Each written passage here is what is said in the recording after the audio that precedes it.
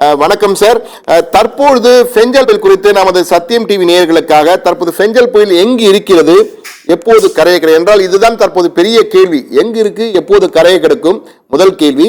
இரண்டாவது கேள்வி, எவ்வளவு மழை பெய்யும், காற்று அடிக்கும், எந்த அளவுக்கு அடிக்கும், ஆளை தூக்கி செல்லும் காற்றா அல்லது எந்த அளவுக்கு கரை? ஏன்னா தற்போதைய மழையின் காரணமாக பல இடங்களில் நீர் உட்புக ஆரம்பித்து விட்ட சென்னையின் தலைநகர் சென்னையிலே.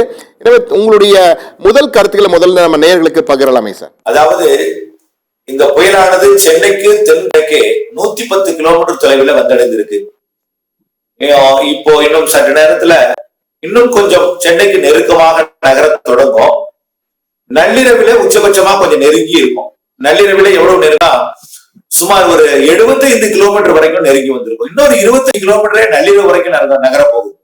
25 கிலோமீட்டர் கிட்டத்தட்ட ஒரு நள்ளிரவு வரைக்கும் ஒரு 12 மணி நேரம் நகர போகுது. நள்ளிரவுக்கு பிறகுதான் அது அந்த சொன்ன அந்த வீட்டான் எடுக்க போகுது மாமல்லபுரம் நோக்கி. அது மழை பொழிவு சென்னையில் பெய்து கொண்டிருப்பது நள்ளிரவு வரைக்கும் படிப்படியாக அதிகரிக்கும், காற்றும் அதிகரிக்கும். ஆனா காற்றை பொறுத்த வரைக்கும் இப்ப இருக்கிற 100 கிலோமீட்டர் தொலைவில் இருக்கிற காற்று இன்னொரு 25 கிலோமீட்டர் தொலைவுக்கு நெருங்கி வரப்போகுது. அதாவது 75 கிலோமீட்டர் தொலைவில் இருக்கும். ஏலம்பாக்கத்துக்கு 50 கிலோமீட்டர் தொலைவில் இருக்கும் கிழக்கே.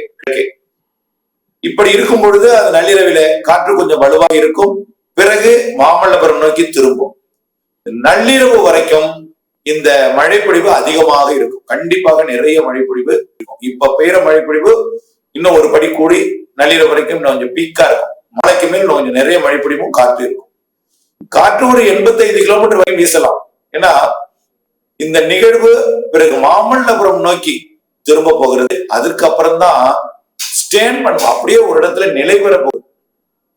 அது அதாவது நாளை அதிகாலை கரை கிடக்கும்னு காலை அறிக்கையில் நம்ம தெரிவித்திருந்தோம். ஆனா இப்போ என்ன ஆகுதுன்னா, கடல் நீரோட்டத்தை பிடித்து நன்றாக நகர்வதில் வேகம் குறைந்து இந்த 12 மணி நேரத்திலேயே 25 கிலோமீட்டர் தான் நகர போகுது. ஆக அங்கிருந்து நாம மாமல்லபுரம் கடற்கரைக்கு வரணும்னா 100 கிலோமீட்டர் வரணும். அப்ப அந்த 100 கிலோமீட்டரை கிட்டத்தட்ட ஒரு அதாவது இன்றைய நேரத்திலிருந்து நாளை இரவு வரைக்கும், அதாவது ஒரு 30 மணி நேரம் எடுத்துக்கொள்ளும் எதிர்பார்க்கப்படுகிறது. ஆக சென்னைக்கு நகர்வதற்கு ஒரு நள்ளிரவு, சென்னைக்கு அருகே வந்துவிட்டு பிறகு மாமல்லபுரம் அருகே வருவதற்கு ஒரு 24 மணி நேரம் எடுத்துக்கொள்ளலாம் என்று 24 மணி நேரம் ஒரு பகல் பொழுது முழுவதுமா எடுத்துக்கொள்ளும். கண்டிப்பாக அது செங்கல்பட்டு மாவட்ட கரைக்கு அருகே, விழுப்புரம் மற்றும் செங்கல்பட்டு மாவட்ட கரைக்கு அருகே, மரக்காணம் மற்றும் அது சதுரங்கப்பட்டினம் இடைப்பட்ட பகுதியில இப்போ நல்லா தெற்கு வந்துடும். அதாவது சதுரங்கப்பட்டினத்துக்கும் மரக்காணத்துக்கு இடைப்பட்ட பகுதியில் நிலை கொள்ள போகிறது. நாளை முழுவதும் நீடித்திருந்து மழைப்பொழிவை இந்த செங்கல்பட்டு மாவட்டத்திலையும் விழுப்புரம் மாவட்டத்திலையும் புதுச்சேரியிலையும் கொடுக்க போகுது. சென்னை மழை நள்ளிரவு வரைக்கும் தான் அதிகமா இருக்கும். நள்ளிரவுக்கு பிறகு தீவிரம் குறைந்துடும். நள்ளிரவு வரைக்கும் ஒரு நிறைய மழைப்பொழிவை கொடுக்கும்.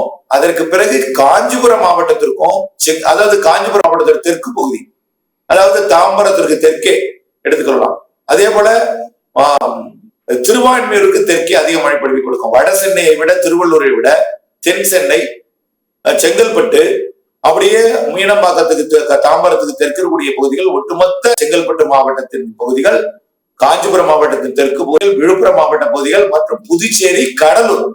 இப்ப கடலூருக்கு ஏன் மழைப்பொழிவு கொடுக்குதுன்னா, காலையில இருந்து கடலூருக்கு மழை இல்லை. ஏன்னா இரு காற்று இணைவு, குளிர்காற்றும் கடல் நீரிலிருந்து வரக்கூடிய வெப்ப நீராவியும் இணைவது தமிழ்நாட்டின் வடகடலோர மாவட்டங்கள்ல இருக்கு. நிகழ்வுக்கு வடக்கே இருக்கு, வடக்கே மேற்கே இருக்கு. இப்பொழுது பாலக்காட்டு கணவாய் வழியாக குளிர்காற்று நுழைய தொடங்கி இருக்கிறது. அதாவது வட இந்திய நிலப்பகுதி வழியாக, அதாவது தெலுங்கானா வழியாக, ஆந்திர பிரதேசம், கர்நாடகா வழியாக அதிகப்படியாக வந்த குளிர்காற்று இப்போ அரபிக்கடல்ல இறங்கியும் கர்நாடக கரையோரம் வழியாகவும் கேரள கரையோரம் வழியாக பாலக்காடு கணவாய் மற்றும் மைசூர் வழியாக வர இருக்கிறது. கொஞ்சம் அப்படியே லாங் பெண்ட் எடுத்துரும். இதனால இணைவு தெற்கு பகுதியில் இருக்கும் போல் தெரிகிறது. இதனால மழை அப்படியே ஷிஃப்ட் ஆக போகுது. மழை எங்கன்னா சவுத்துக்கும் ஈஸ்ட் வெஸ்டுக்கும் வரப்போகுது. சவுத்துக்கும் வெஸ்டுக்கும், அதாவது இந்த நிகழ்வு செல்வகுமார் சார், இப்ப எனக்கு நீங்க சொல்கிறது எனக்கு புரிகிறது. ஆனால் தற்போது சென்னை வாசிகள் இன்று நள்ளிரவு வரை கனமழை, கூடுதல் கனமழையை எதிர்பார்க்கலாம். நள்ளிரவு வரை. நள்ளிரவுக்கு பிறகு மழை பொழிவு குறைய ஆரம்பிக்கும். சென்னை வாசிகளுக்கான தகவல். அடுத்ததாக காஞ்சிபுரம், செங்கல்பட்டு மற்றும் கடலூர் வாசிகள் அதற்கு பிறகு மழை பொழிவு அதிகமாக எதிர்பார்க்கலாம் சொல்லலாமா?